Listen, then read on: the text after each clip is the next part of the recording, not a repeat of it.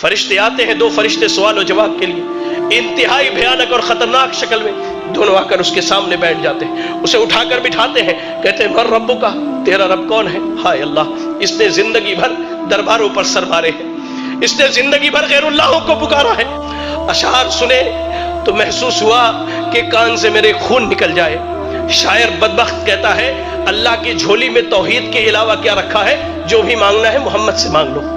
انا للہ و انا الیہ راجعون۔ زندگی بھر اس نے غیروں کے در پر سر مارے، رب کے علاوہ غیروں کو پکارا، حاجت روا، مشکل کشا سب غیروں کو سمجھا۔ یہ کہتا ہاں لا ادری، مجھے نہیں معلوم میرا رب کون ہے، مجھے اس کا علم ہے ہی نہیں، میں کیا بتلاؤں میرا رب کون۔ کہا جاتا ہے ما دینوں کا، تیرا دین کیا ہے؟ وہ کہتا ہے ہاں لا ادری، مجھے نہیں معلوم میرا دین کیا ہے۔ پھر کہا جاتا ہے اس شخص کے بارے میں کیا خیال ہے؟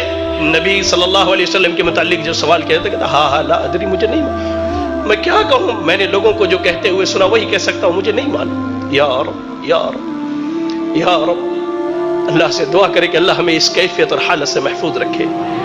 اللہ کی قسم، فرشتے اللہ کے نبی صلی اللہ علیہ وسلم کہتے ہیں سوال جواب ہونے کے بعد فرشتے جب وہاں سے چلے جاتے ہیں، قبر بندے کو دباتی ہے، یہاں تک کہ اس کی ادھر کی پسلیاں ادھر کی پسلیوں میں سے مل جایا کرتی ہے۔ اللہ، ایک نوجوان آتا ہے انتہائی برے شکل میں، انتہائی برے شکل میں، اور ٹھیک اس کے برعکس مومن کے پاس انتہائی خوبصورت شکل میں نوجوان آتا ہے۔ اس شخص کے پاس نوجوان برے شکل میں آ کے کہتا ہے کہ تجھے مبارک ہو وہ برائی جس کا تو حقدار ہے۔ وہ کہتا ہے کون سی برائی؟ تم کون سی برائی کی خبر لے کر کے آئے ہو؟ تم کون ہو جو میری قبر میں آئے ہو؟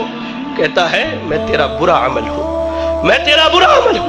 وہی نوجوان جو مومن ہے اسے جنت کی خوشخبری سناتا ہے وہ نوجوان، اور کہتا ہے کہ میں تیرا اچھا عمل ہوں۔ قبر میں نہ مال جانے والا ہے، نہ اولاد جانے والی ہے، نہ بیوی جانے والی ہے، آپ کا عمل جانے والا ہے، عمل جانے والا ہے۔ قبر کی پہلی رات کیسی گزرنی ہے اللہ کی قسم ہم میں سے کوئی نہیں جانتا ہے۔